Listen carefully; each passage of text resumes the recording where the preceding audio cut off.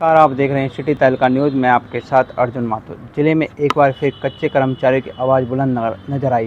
भारतीय संघ के बैनर तले एक साथ 17 विभागों के कर्मचारी एकजुट होकर जिला उपायुक्त को ज्ञापन दिया। उन्होंने अपनी मांगों में 26 अप्रैल 2026 को गुरुग्राम में हुई रैली में मुख्यमंत्री ने जो आश्वासन दिया था उसको लेकर 17 विभाग के कर्मचारियों ने जिला उपायुक्त को ज्ञापन सौंपा। उन्होंने अपनी मांगों में कहा, मुख्यमंत्री ने जो घोषणा की थी वो अभी तक लागू नहीं की है, कृपया उसको। उन्होंने अपनी मांगों में उस योजनाओं को लागू करने के लिए जिला उपायुक्त को ज्ञापन सौंपा। उन्होंने अपनी मांगों में भी कहा है कि जो कच्चे कर्मचारी हैं उनको पक्का किया जाए और जल्द ही उनको ड्यूटी पर लागू किया जाए। उन्होंने अपनी मांगों में कहा है कि मुख्यमंत्री नायब सैनी ने घोषणा तो की कर देते हैं, लेकिन उसका ज़मीनी स्तर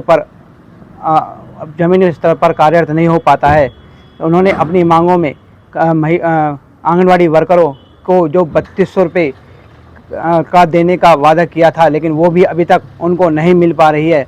उसके लिए भी उन्होंने ज्ञापन में जिला उपायुक्त को ज्ञापन के थ्रू अपनी मांगों को रखा है।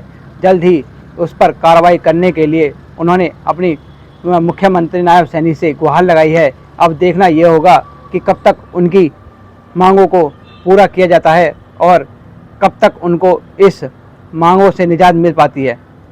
और मैं CPLO union Haryana panchayat computer operator संघ से महामंत्री हूँ। और 2024-25 के अंदर सेंटर के जब इलेक्शन हुए थे तब हमारी भर्ती निकाली गई थी, जिसका नोटिफिकेशन निकला। 1000 रुपये जो एग्ज़ाम फीस भरी गई और दो एग्ज़ाम दिए, प्री और मेंस में नेगेटिव मार्किंग जो है हमारी रही। और जबकि जो नोटिफिकेशन निकला उसमें कुछ भी ये नहीं डिस्क्लोज़ किया हुआ था सरकार ने कि भाई कितनी इनकी सैलरी होगी, क्या होगा क्या नहीं होगा। भाई आज की मांगे ये है कि शोषित, पीड़ित और वंचित, अगर ऐसा कोई कर्मचारी सबसे ज़्यादा जो शोषित, पीड़ित, वंचित है तो वो CPLO है। आज के टाइम पे 6000 रुपये सैलरी, जबकि जो है एक लीगल प्रोसेस से फ्रंट डोर एंट्री से भर्ती करने के बाद भी 6000 रुपये, और वो भी समय से नहीं मिल रहे। तो ये जो है मतलब कि सरासर अन्याय है। जो मिनिमम वेज एक्ट है उसका भी उल्लंघन है। और हम सभी साथी बहुत बार CM साहब से मिल चुके हैं। उन्होंने बोला तो है कि भाई जैसे बादरगढ़ में रैली हुई थी, वहाँ स्टेज से भी उन्होंने बोला कि आप लोगों का ज़रूर समाधान किया जाएगा, लेकिन कोई समाधान नहीं हो रहा है। सभी स्कीमों का जो भी ग्राउंड लेवल पर जो लाडो लक्ष्मी योजना है, जिसको जो है ना जो पूरे हरियाणा में चर्चित है, या फिर अभी जो SIR का मुद्दा चल रहा है उसमें भी हर जगह जो है CPLO अपनी ड्यूटी दे रहे हैं बखूबी, लेकिन उसके बाद भी 6000 रुपये में जो है ना इनका गुजारा नहीं हो पा रहा। तो यही मांग है हमारी, टेक्निकल पद के समान बेसिक वेतनमान हमें दिया जाए। भाई कर्मचारी आज तक की सरकार ने कोई भला नहीं कराया। जब कोरोना काल था, जब भी हमारे पास कोई भी चीज ऐसी नहीं थी जो काम में पैर के हम काम कर सके, उस टाइम भी आपा ने काम कराया जी। और हमारी ना तनख्वाह में बढ़ोतरी है, ना कोई पक्के की हमारी सरकार सोचती है, ना मतलब कि कोई जैसे कि 26,000 की घोषणा करी थी जी इनके अंदर मुख्यमंत्री जी ने, वो आज तक अभी तक लागू नहीं हो रही है जी।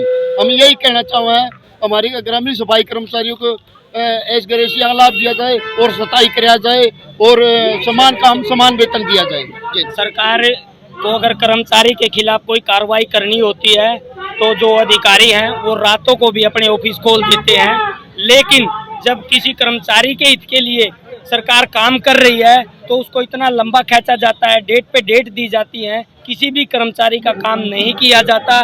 इसलिए सरकार से निवेदन है कि जितना कर्मचारी का शोषण कर रहे हैं, यानी कि कर्मचारी का गलत काम करना होता है, कर्मचारी के खिलाफ कोई कार्रवाई करनी होती है, रातों को आप लोग ऑफिस खोल देते हो, तो मैं सरकार से निवेदन करूंगा कि कर्मचारियों की भलाई के लिए भी रात को ऑफिस खुलने चाहिए। और जैसे 15 जून हमारे माननीय मुख्यमंत्री जी ने सभी कर्मचारियों को पत्र देने के लिए बोला था, इसको जल्द से जल्द सभी कर्मचारियों को दिया जाए। और सुप्रीम कोर्ट के आदेश अनुसार जो रेगुलाइजेशन पॉलिसी के लिए सुप्रीम कोर्ट ने उसको सही ठहराया है, तो सभी कर्मचारियों के लिए उनको एक कलम से पक्का किया जाए, जो कि माननीय न्यायालय ने आदेश किए हैं।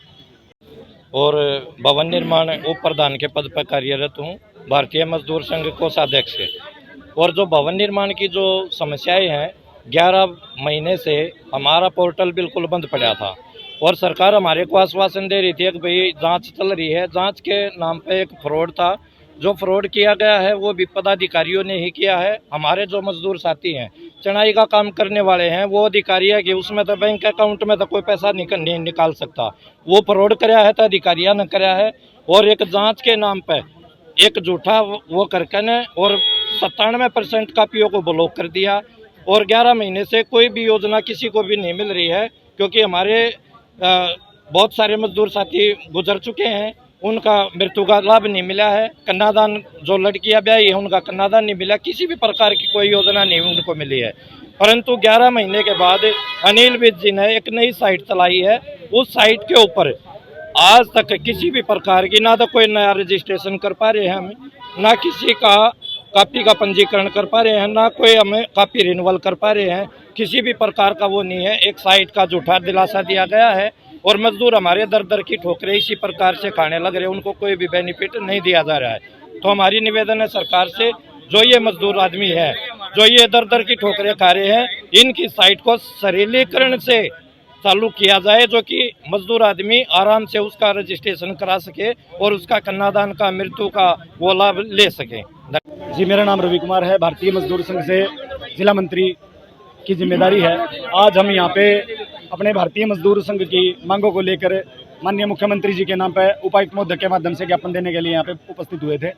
हमारे यहाँ पे भारतीय मजदूर संघ से संबंध रखने वाले करीबन 16 विभाग जिला सोनीपत में कार्यरत हैं।